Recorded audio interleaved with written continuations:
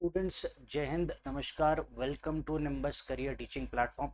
तो जैसा कि आप सभी को पता है, डी ट्रिपल एस पी द्वारा पीजीटी की नोटिफिकेशन जल्द ही आउट होने वाली है।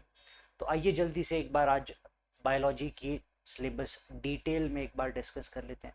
इसके अलावा यहाँ पे आपको एक पेपर वन का ओवरव्यू भी दे देता हूँ। बाकी आपको डिटेल्ड वीडियो जल्द ही पेपर वन पे मिल जाएगी। तो पेपर वन की अगर मैं बात करूँ बेसिकली, तो हमारे पास जो पहले जो पेपर रहेगा, it will be in the 3 stages. सबसे पहले आपका रिटर्न रहेगा, सबसे उसके बाद DV and then medical examination. बात की जाए आपके पेपर वन की, तो पेपर वन में हमारे पास टोटल 100 क्वेश्चन रहेंगे। 20 from the general awareness, 20 from the general intelligence, arithmetics, Hindi and English. ये आपका 100 मार्क्स का टोटल पेपर रहेगा, जिसमें से बेसिकली आपको कट ऑफ कितनी लेके आनी है, 40% फॉर द जनरल एंड बाकियों के लिए 35%। ठीक है। और रही बात इसकी, तो टोटल हमारे पास जो paper one and paper two रहेगा, जो पेपर टू रहेगा आपका, that will be of your subjective, जो कि हम जिसकी बात करें ऑब्जेक्टिव, जो आपका बायोलॉजी पोर्शन पे रहेगा। इसके बाद बात करूं तो टोटल पेपर हमारा 3 आवर्स का रहेगा, जिसमें आपको टोटल 300 क्वेश्चन अटेम्प्ट करने। तो बाकी आपको डिटेल्ड वीडियो एक बार जब पेपर वन की है वो उसके ऊपर मिल जाएगी। उसमें आपको एलिजिबिलिटी एज वेल एज बाकी सब चीज़ें बता दी जाएंगी। एलिजिबिलिटी मैं बता दूं तो बेसिकली आपकी जो मैक्सिमम एज है that should be 30 years, relaxable up to category wise up to 35 years. तो वो आपको डिटेल वीडियो में पता चल जाएगा। इसकी नेगेटिव मार्किंग आपकी 1/4 रहेगी, दोनों part one as well as part two, यानी कि 0.25। तो जल्दी से एक बार हम पेपर टू का सिलेबस डिस्कस कर लेते हैं बायोलॉजी का। ये आपके पास बेसिकली पहले मैं टॉपिक्स बताऊंगा, देन मैंने एक लास्ट में हमने एक डिटेल्ड पीडीएफ भी रखा। तो जिसको भी ये पीडीएफ चाहिए होगा हम प्रोवाइड करवा देंगे। ठीक है, नेक्स्ट बात करते हैं यहाँ पे। तो एक बार मैं सिलेबस पे जाऊँ अगर डिटेल में, तो एक चीज़ आप लोगों को पहले अपने जहन में रखनी है कि आपको अभी तैयारी करनी है पीजीटी की, नॉट ऑफ नेट। तो बेसिकली आपको जो डिटेल्ड में चीज़ें पढ़नी है that is of +1 and +2 level. NCERTs आपके लिए यहाँ पे एक बहुत इंपॉर्टेंट रोल प्ले करेंगी। कुछ एक टॉपिक्स जैसे आपके होगी, फॉर एग्जांपल सेरिकल्चर, एर्बोमिकल्चर, कुछ और उसके अलावा हमारे पास सिस्टमैटिक्स। तो ये सब टॉपिक्स जो हैं हमें सिर्फ बेसिकली अपनी ग्रेजुएशन और पोस्ट ग्रेजुएशन की बुक से टच करने। अगर मैं बात करूँ बायोस्टैटिक्स की, तो बायोस्टैटिक्स जिन लोगों ने पीजी कर रखी है उनको पता है कि बायोस्टैटिक्स अपनी ही अलग एक अलग ब्रांच है। तो उसके लिए एक एक सिंपल टॉपिक के लिए पूरी किताब पढ़ना एक बेवकूफ़ी रहेगी। तो बेटर रहेगा कि जहाँ से हमारे पास क्वेश्चन आएंगे, चाहे आप 2016 का पेपर उठा के देख लो, चाहे आप 2018 का पेपर उठा के देख लो, चाहे आप 2021 का पेपर उठा के देख लीजिए, आपको जो मोस्ट ऑफ द ये 90 to 80% जो आपको सिलेबस मिलेगा that will be from +1 and +2 only. तो बात करेंगे जो 10% सिलेबस रहता है, उसके लिए हम लोगों को बेसिकली चीज़ें टच करनी है। गूगल पे आप जाके सर्च कीजिए, जो भी आपको छोटी मोटी इन्फॉर्मेशन मिलती है। फॉर एग्जांपल सेरिकल्चर क्या होता है, वर्मी कल्चर क्या होता है, यहाँ से ज़्यादा क्वेश्चन तो आपके ऑब्वियसली नहीं बनेंगे। तो वो आपको चीज़ें वहाँ पे गूगल पे enough, more than enough data मिल जाएगा। हालांकि कुछ एक टॉपिक्स हैं बायोस्टैटिक्स वगैरह जिसका हमें ओवरव्यू एक बार अपनी बुक से देखना पड़ेगा, but overview should be enough, not in detail study. ठीक है। तो बात करते हैं सबसे पहले हमारे पास डाइवर्सिटी इन लिविंग वर्ल्ड। ये हमारे पास डाइवर्सिटी इन लिविंग वर्ल्ड जो हमारे पास टॉपिक रहेगा दैट इज़ फ्रॉम +1 एंड +2, जिसमें हमारे को टेक्सोनॉमिकल एड्स, इसके बाद आपकी two kingdom system of classification, what are the characteristics of living and non living animals. तो वो चीज़ें हमें एक बार पता होनी चाहिए। ठीक है। Structural organization and in plants and animals, यहाँ पे बेसिकली हमारे को टिश्यूज़ कवर अप करने, मेरिस्टेमेटिक टिश्यू, परमानेंट टिश्यू। उसके बाद हमारे पास simple and complex tissue, xylem phloem, in depth study. हमारे पास वैस्कुलर बंडल्स क्या होते हैं, वो सब चीज़ें यहाँ पे डिस्कस करनी है। एनिमल्स की बात की जाए तो टिश्यूज़ के टाइप्स, कनेक्टिव टिश्यू हो गया हमारे पास, उसमें ब्लड आ जाएगा हमारे पास, ब्लड बोन्स एंड कार्टिलेज आ जाएंगी। उसके बाद एपिथेलियल टिश्यू, स्क्विपस एपिथेलियम, उनकी लोकेशन बहुत इंपॉर्टेंट पर्सपेक्टिव हो जाता है। लोकेशन से बहुत बार क्वेश्चन पूछा गया है कि for example ducts of salivary gland में आपका कौन सा टिश्यू पाया जाता है। ठीक है। फेलोपियन ट्यूब में कौन सा टिश्यू पाया जाता है। तो यहाँ पे हमारे पास इस टाइप के क्वेश्चन बनते हैं। उसके अलावा बात की जाए structural and functional organisation of cell, तो यहाँ से हमारे पास क्वेश्चन क्या बनेंगे, सेल थ्योरी से क्वेश्चन बन जाएंगे। ऑमनी सेलुला, ई सेलुला, ये टर्म किसने दी थी। What are the function of हमारे पास सेल ऑर्गेनलीज। ठीक है। आपके पास प्रोकैरियोट्स में रेस्पिरेशन का फंक्शन कौन करता है, division of the daughter cells वो कौन करता है। तो वो सब चीज़ें आपके पास यहाँ पे क्लियर होनी चाहिए। प्लाज्मिड का फंक्शन क्या होता है, एंटीबायोटिक रेजिस्टेंस पे कौन हेल्प करता है। उसके बाद गोल्जी एपेरेटस, माइटोकॉन्ड्रिया। और बात की जाए हमारे पास बाकी सेल ऑर्गेनलीज, न्यूक्लियस की बात करेगा। यहाँ पे difference between prokaryotic and eukaryotic बहुत क्लियर होना चाहिए। सेमी ऑटोनॉमस ऑर्गेनलीज किसे बोला जाता है, किचन ऑफ द सेल किसे बोला जाता है, और उसके अलावा हमारे पास सिस्टर्ने कहाँ पे होती है, क्रिस्टे कहाँ पे प्रेजेंट होती है, माइटोकॉन्ड्रियल मैट्रिक्स में आपके पास कौन सी रिएक्शन होती है। ठीक है, प्लांट फिजियो की बात की जाए तो प्लांट फिजियो में हमारे पास ये एक्चुअली इन्होंने एक टॉपिक यूनिट का ही नाम यहाँ पे दे दिया, बट इसमें 3-4 चीज़ें आएंगी हमारे पास। रेस्पिरेशन इन प्लांट्स आएगा, फोटोसिंथेसिस इन प्लांट्स आएगा, ट्रांसपोर्ट इन प्लांट्स आएगा, उसके बाद ग्रोथ इन प्लांट्स। ये 4 टॉपिक्स हमारे पास इसमें रहेंगे। अब यहाँ पे अगर प्लांट फिजियो की बात की जाए तो हमारे पास रेस्पिरेशन में पूरी C3 C4 साइकिल, हम इसको एक बार इन डेप्थ स्टडी देख ही लेते हैं, एक बार हम इसको इन डेप्थ देख ही लेते हैं, बाकी अदर टॉपिक्स पे बाद में आते हैं। तो ये आपके पेपर 1 का सिलेबस है, तो जिसको भी इसका PDF चाहिए आप कमेंट कर सकते हैं नीचे, हम उसको लिंक प्रोवाइड करा देंगे। तो बात की जाए सबसे पहले डाइवर्सिटी इन लिविंग वर्ल्ड की, तो इसमें हमारे पास क्या क्या आएगा, इसमें हमारे पास टेक्सोनॉमिकल एड्स आएंगे। ठीक है, specimen management, systemic and binomial system of nomenclature, classification of living organism, 5 kingdom system of classification, basically जो हमारे पास RH विटेकर के द्वारा दिया गया था। ठीक है, उसके बाद बात की जाएगी हमारे पास description of monera, monera important रह जाता है, protozoa, fungus, algae, bryophytes, pteridophytes, gymnosperms, angiosperms, और उसके अलावा इनकी सब क्लासेस रहती है। उसके बाद बोटेनिकल गार्डन्स क्या रहते हैं। हालांकि आपको एक चीज़ क्लियर होनी चाहिए कि जो आपके पास नई NCERTs हैं उसमें बोटेनिकल गार्डन्स और हर्बेरियम काट दिया गया है, तो मेक श्योर अगर आपको ये सिलेबस में दिया हुआ है आप पुरानी NCERTs रेफर कीजिए और वहाँ से ये टॉपिक्स निकालिए। Zoological parks, museums, salient features of animals, ठीक है, अप टू फाइलम कहाँ तक हमारे पास कॉर्डेट्स। ठीक है, यहाँ तक हमारे पास चीज़ें ये क्लियर होनी चाहिए। तो बेसिकली यहाँ पे आपके पास पूरी एनिमल किंगडम की बात कर रहे हैं। स्ट्रक्चरल ऑर्गेनाइजेशन जैसे मैंने बताया, पहले टिश्यूज कवर अप करने हैं। मॉर्फोलॉजी, हमारे पास मॉर्फोलॉजी बहुत इंपॉर्टेंट रह जाता है, यहाँ पे हमारे पास मोस्ट कंफ्यूजिंग क्वेश्चन पूछे जाते हैं मॉर्फोलॉजी में। एनाटॉमी, एनाटॉमी के बाद उसके बाद आपके पास एंजियोस्पर्म्स की, रूट, स्टेम की, लीफ की, फ्लावर की, इन्फ्लोरेंसेस, उसकी टाइप्स क्या क्या होते हैं इन्फ्लोरेंसेस के। उसके बाद फ्रूट्स एंड सीड, कौन सा टिश्यू किस में कन्वर्ट होता है। ठीक है, उसके बाद बात की जाए मेरिस्टेमेटिक एंड परमानेंट टिश्यू, जैसा कि मैंने पहले मेंशन किया। उसके बाद सेकेंडरी ग्रोथ, कैम्बियम और types of would, hardwood and softwood. उसके बाद बात की जाए एनिमल टिश्यूज, एनिमल टिश्यूज जैसा मैंने आपको बताया कि कौन सा टिश्यू कहाँ पे प्रेजेंट होता है। कनेक्टिव टिश्यू में आपके पास आपको पता होना चाहिए टेंडन्स का क्या काम है, लिगामेंट्स का क्या काम है, anatomy and histology of annelids and insects और एम्फीबियंस। तो बेसिकली यहाँ पे आपके पास कॉकरोच और अर्थवर्म की बात की जा रही है। ठीक है, फ्रॉग की बात, एम्फीबियन में यह बात कर रहा है किसकी, फ्रॉग की बात कर रहा है। ठीक है, एनालीड्स में किसकी बात कर रहा है, ये बात कर रहा है सर अर्थवर्म की।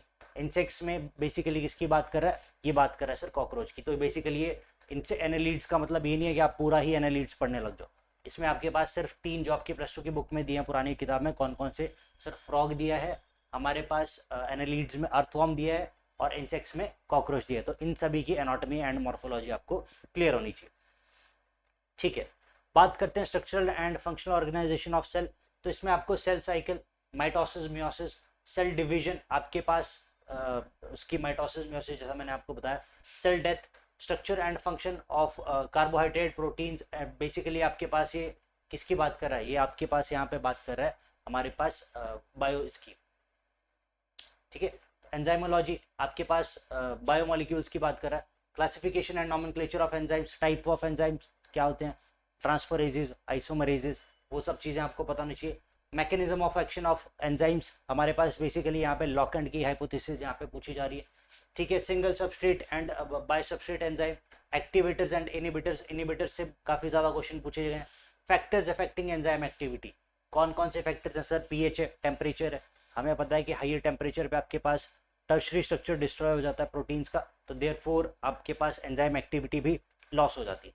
ठीक है, नेक्स्ट बात करते हैं प्लांट फिजियो। जैसे मैंने बताया बोलने को बहुत छोटा टॉपिक है बट खुद में बहुत बड़ा टॉपिक है, क्योंकि इसमें बेसिकली आपके पास 4 टॉपिक्स आ रहे हैं। हमारे पास बात की जाए इसकी ट्रांसपोर्ट इन प्लांट से, तो water relation, properties of water in tissues. ठीक है, transport of water and solution xylem के थ्रू। उसके बाद बात की जाए transport across cell membrane, uniport, symport.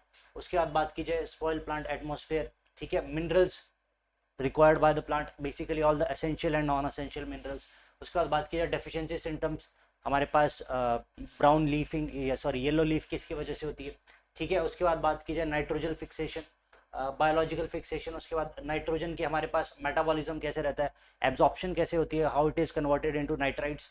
ठीक है, उसके बाद बात की जाए cellular metabolism, gluconeogenesis and glycogenolysis. ठीक है। हार्मोनल रेगुलेशन बेसिकली यहाँ पे आपके पास प्लांट्स की हार्मोन्स की बात कर रहा है।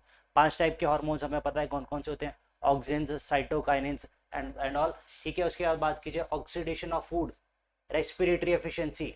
तो बेसिकली यहाँ पे आपके पास, यहाँ से आपके पास रेस्पिरेशन शुरू हो गया, रेस्पिरेशन इन प्लांट शुरू हो जाएगी, जिसमें हमारे पास हमें कौन कौन सी साइकिल्स कवर अप करनी है। ठीक है। हमारे पास आपका कौन सी ग्लाइकोलाइसिस आ गई, उसके बाद हमारे पास आगे माइटोकॉन्ड्रिया में एरोबिक रेस्पिरेशन आ जाएगी, हमारे पास ये बाकी सारी चीज़ें आ जाएगी। उसके बाद आ जाएगी transport and detoxification of ammonia.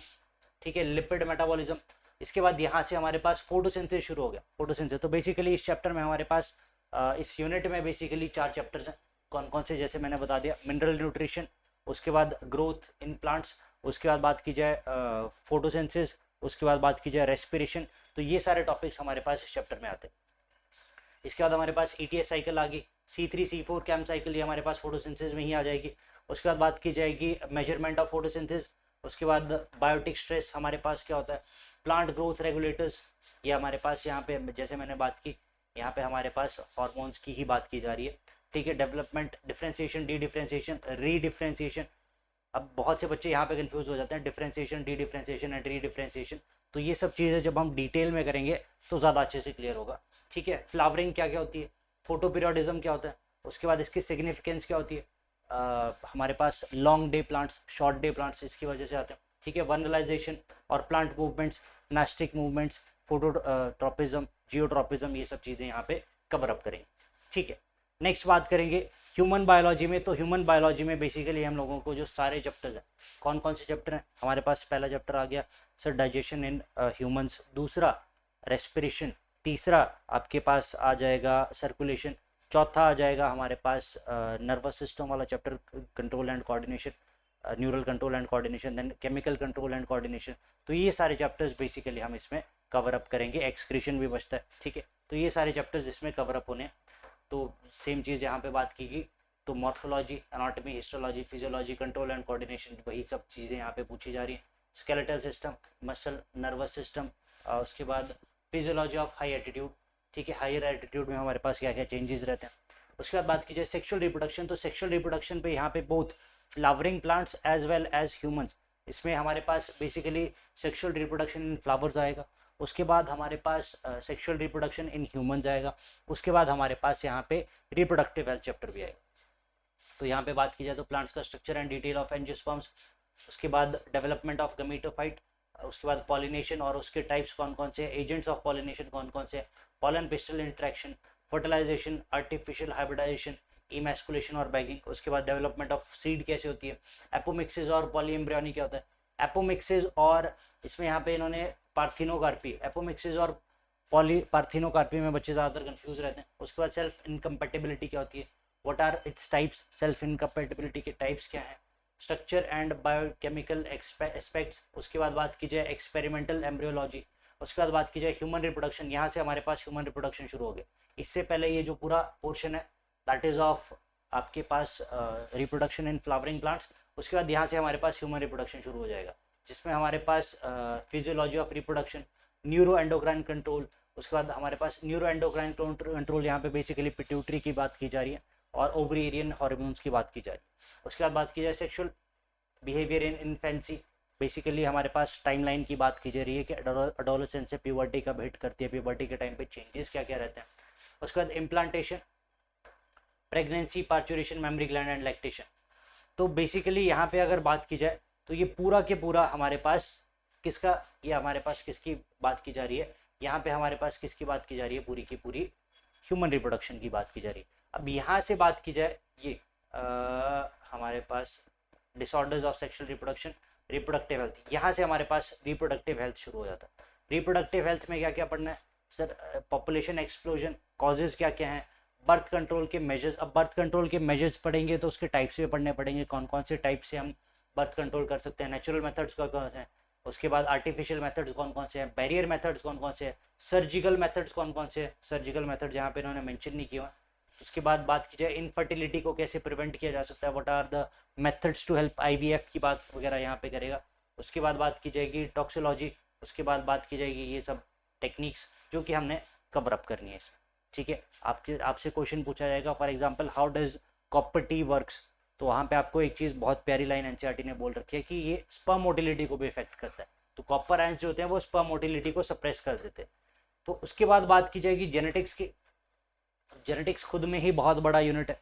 Genetics खुद में ही बहुत बड़ा यूनिट है। तो आपको इसमें एक चीज़ क्लियर होनी चाहिए कि इसमें हमारे पास प्रिंसिपल ऑफ इनहेरिटेंस, उसके बाद Mendelian genetics, post Mendelian inheritance, उसके बाद रिकॉम्बिनेशन फ्रीक्वेंसी, ड्रोसोफिलिया की जेनेटिक्स जो हमारे पास म्यूटेशन आ जाएगी, उसके बाद डीएनए का रिपेयर मैकेनिज्म, पेडिग्री एनालिसिस, उसके बाद बात की जाएगी तो हमारे पास numerical and structural abnormalities of human chromosomes, उसके बाद सिंड्रोम्स कौन कौन से, टर्नर सिंड्रोम्स, डाउन सिंड्रोम, ये सब चीज़ें यहाँ पे पूछी जाएंगी। उसके बाद chemical nature of DNA, structure of DNA यहाँ पे पूछा गया है। उसके बाद बात की जाएगी biological function of nucleic acid, यानी कि आरएनए से हमारे पास डीएनए कैसे डेवलप हुआ। अब यहाँ पे आपके पास जेनेटिक्स खत्म हो गया, पहला जो मेंडेलियन प्रिंसिपल ऑफ इनहेरिटेंस खत्म हो गया। इससे अलावा हमारे पास अगला नया चैप्टर शुरू हो गया, that is molecular basis of inheritance, यानी कि ट्रांसक्रिप्शन और ट्रांसलेशन यहाँ से शुरू होगी। तो ये आपका डिटेल सिलेबस है बेटा। यहाँ पे बात की जाएगी डिटेल सिलेबस की, तो ये डीएनए फिंगरप्रिंटिंग आ गया यहाँ पे, उसके बाद आपके पास मॉलिक्यूलर क्लॉक्स क्या आ गया। तो ये सारे टॉपिक्स आपके किस में कवर अप होंगे, मॉलिक्यूलर बेसिस ऑफ इनहेरिटेंस में। उसके बाद बात की जाएगी नेक्स्ट, अगर मैं बात करूं तो आपको इसका डिटेल्ड सिलेबस मिल जाएगा, उसमें आप अच्छे से पढ़ सकते हैं क्या क्या चीज़ें हमें यहाँ पे कवर अप करनी है। यहाँ पे कुछ भी आपको जो ये जो आपके सामने सिलेबस है इसमें कुछ एक चीज़ें आपको आउट ऑफ एनसीईआरटी मिल सकती है। फॉर एग्जांपल प्लूरोपोटेंसी, तो ये टॉपिक्स आपके एनसीईआरटी में नहीं दिए गए, तो मेक श्योर कि आप उनको कवर अप करें। जेनेटिक काउंसलिंग, ये सब टॉपिक्स आपको नहीं देखने को मिलेंगे एनसीईआरटी। उसके बाद बात करेंगे हमारे पास ऑरिजिन ऑफ सेल थ्योरी, ठीक है, origin of sorry natural selection. Natural selection ये बेसिकली आपका यहाँ पे एवोल्यूशन शुरू हो गया, यहाँ पे बेसिकली आपका एवोल्यूशन शुरू हो गया। तो एवोल्यूशन आपके जैसा कि आपको पता है हमारे पास जेनेटिक्स में 3 मेजर चैप्टर्स हैं, कौन कौन से, प्रिंसिपल ऑफ इनहेरिटेंस, उसके बाद बात की जाएगी हमारे पास मॉलिक्यूलर बेसिस ऑफ इनहेरिटेंस, उसके बाद बात की जाएगी हमारे पास एवोल्यूशन। तो एवोल्यूशन यहाँ पे शुरू हो गया हमारे पास, evolution of chordata, evolution of human evolution यहाँ पे बहुत इंपॉर्टेंट टाइमलाइन रह जाती है। हार्डी वीनबर्ग इक्विलिब्रियम, ये यहाँ पे आपके पास इन्होंने कुछ एक चीज़ें आपके पास इससे भी डाल दी इकोलॉजी से, बट एनीवेज यहाँ पे हमारे पास ये आपके पास इकोलॉजी से भी कुछ एक चीज़ें डाल दी हैं, बट इसको हम बाद में देखते हैं, ठीक है। बायोलॉजी इन ह्यूमन वेलफेयर की बात की जाए, बायोलॉजी इन ह्यूमन वेलफेयर, तो इसमें हमारे पास क्या क्या पढ़ना है सर, हेल्थ एंड डिजीजेस, कौन कौन से डिजीजेस कौन सा बैक्टीरिया कॉज करता है, यहाँ पे बहुत इंपॉर्टेंट चीज़ें रह जाती है। उसके बाद इनेट और एक्वायर्ड इम्यूनिटी क्या रहती है, पैसिव और एक्टिव इम्यूनाइजेशन क्या रहती है, वैक्सीन और मेडिसिन में क्या फ़र्क है। उसके बाद बात की जाएगी cell mediated immunity, immunology memory, उसके बाद बात की जाएगी HLA सिस्टम इन ह्यूमंस। उसके बाद बात की जाएगी ट्रांसप्लांटेशन के लिए कौन से प्रॉब्लम्स, यानी कि हमारे को पता है जैसे टी हेल्पर सेल्स हमारे पास are responsible for the graft rejection, ये चीज़ें हमें पता होनी चाहिए। बायोकेमिस्ट्री ऑफ कैंसर, ड्रग्स की बात की जा रही है यहाँ पे, बारबिचुरेट्स टाइप, हमारे पास मॉर्फिन एल्कोलॉइड, कोका एल्कोलॉइड्स, उसके बाद drug dependence, ill effects, prevention and its abuse. यहाँ पे क्वेश्चन इतने ज़्यादा क्वेश्चन तो नहीं बनते इल इफेक्ट्स क्या क्या, तो बट हमारे पास ड्रग से काफ़ी ज़्यादा क्वेश्चन बनता है कि कौन सी drug is from the acetylation of morphine से कौन सी ड्रग बनती है। उसके बाद एनिमल हस्बेंड्री, अब ये टॉपिक आपके पास एनिमल हस्बेंड्री आपको अगेन +2 की नई एनसीईआरटी में नहीं मिलेगा। ये टॉपिक, इस टॉपिक के लिए आपको +2 की एनसीईआरटी, पुरानी एनसीईआरटीज रेफर करनी पड़ेंगी, जिसमें आपको ब्रीडिंग स्ट्रेटजीज और इकोनॉमिकल इंपॉर्टेंस, उसके बाद बात की जाएगी हमारे पास बायोफोर्टिफिकेशन, सिंगल सेल प्रोटीन, तो ये सब चीज़ें आपको पुरानी किताब में मिलेगी, नई किताब में आपको ये सब चीज़ें नहीं देखने वाले, क्योंकि वहाँ पे हमारे पास ये टॉपिक्स कट हो चुके हैं, तो आपको ये टॉपिक्स पुरानी किताब से कवर अप करने, ठीक है। उसके बाद बात की जाएगी somatic hybridisation, microbes in human welfare, यहाँ पे हमारे पास चैप्टर है, ये चैप्टर आपके पास एनसीईआरटी में मिल जाएगा आपको, प्रेजेंट वाले एनसीईआरटी में। उसके बाद बात की जाएगी हमारे पास यहाँ पे बेसिकली हमारे को क्या करना है, अब ये Ganga and Yamuna action plan, ये टॉपिक भी आपके पास नई एनसीईआरटी में नहीं। इसके लिए बेसिकली मैं एडवाइस करूँगा कि अगर आप लोग एनसीईआरटी परचेज भी कर रहे हैं तो मेक श्योर कि वो एडिशन एटलीस्ट 2016 का, एटलीस्ट 2016 का, क्योंकि उसमें आपको मेजॉरिटी ऑफ द टॉपिक्स मिल जाएंगे। अगर आप रिसेंट एनसीईआरटी परचेज करोगे तो उसमें आपको ये सब चीज़ें नहीं देखने को मिलेगी परचेजिंग से, हालांकि आपके पास, मुझे नहीं लगता आपको 2016 का एडिशन मिलेगा।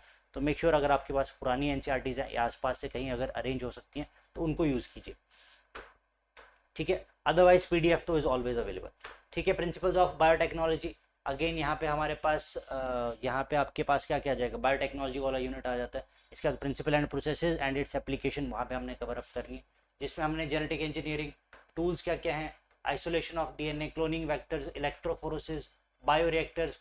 अब बायोरिएक्टर्स और प्रोसेसिंग ऑफ इट्स प्रोडक्ट्स ये आपके पास नई एनसीईआरटी में नहीं है अगेन, ठीक है। उसके बाद tissue engineering, cryo preservation, fusion methods. उसके बाद बात की जाएगी vaccine application in agriculture, GMO यानी कि genetically modified organism, Dolly sheep वगैरह की बात।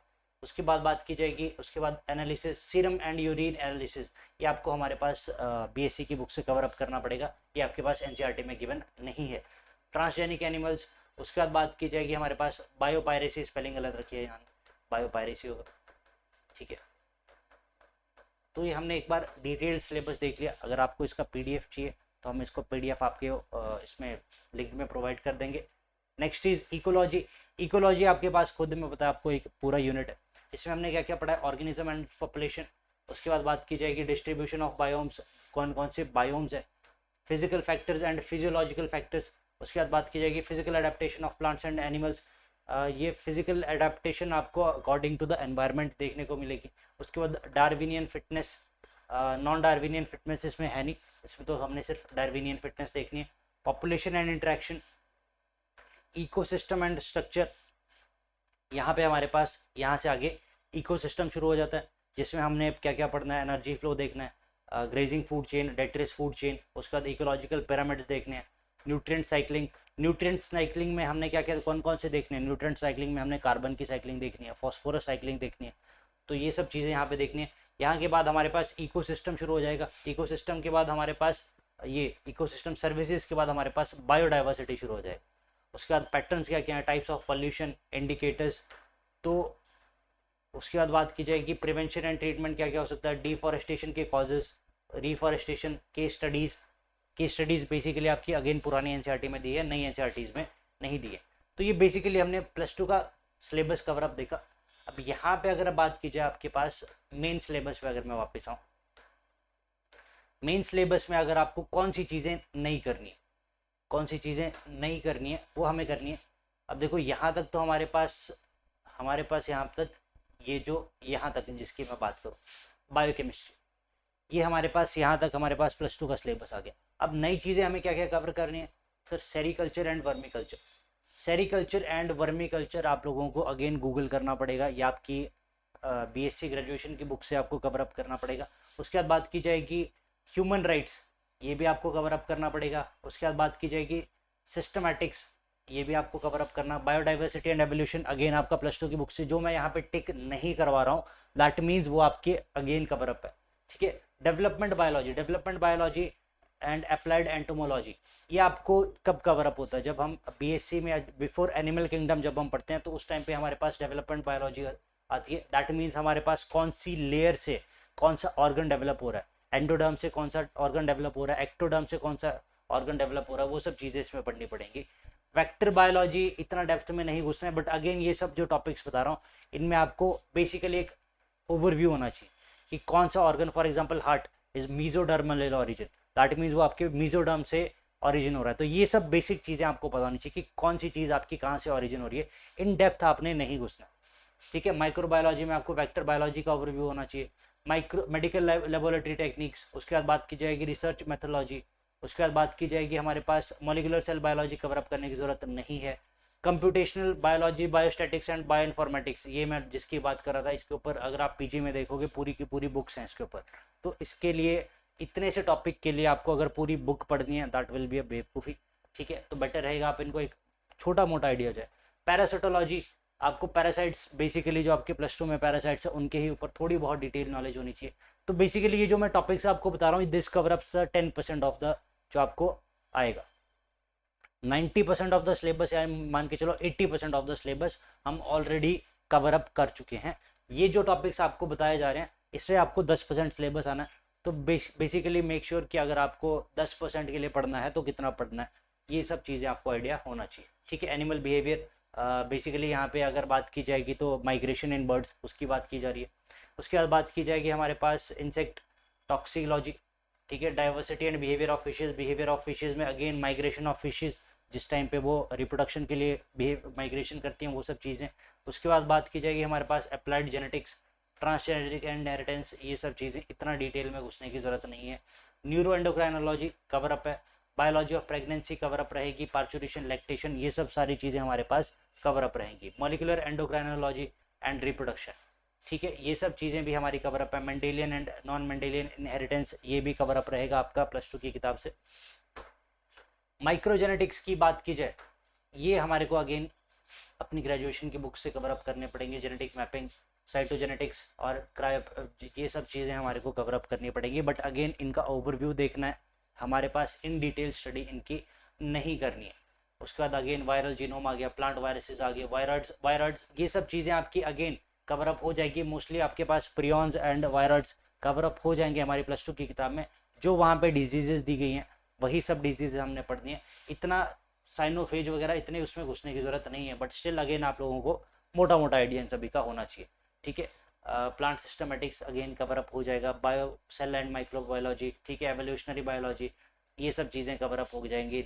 RNA इसकी प्रोटियोमेटिक्स आपको पढ़ना पड़ेगा, ठीक है। Pathogens and paste of crop plants, ये भी पढ़ना पड़ेगा, ठीक है। उसके बाद अब ये सब चीज़ें कवर अप है।